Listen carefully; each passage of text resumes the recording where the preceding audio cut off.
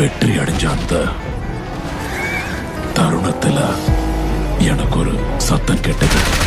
இளம் வயசு கடல் பார்க்கும்போது ஒரு பறவை மாதிரி இருந்தது. அன்னையிலிருந்து என் வாழ்க்கையில ஒவ்வொரு நாளும் எனக்கு பயத்தை ஏற்படுத்துற மாதிரி அவனுக்கு ஒரு பேர் வந்தது. Jack Sparrow.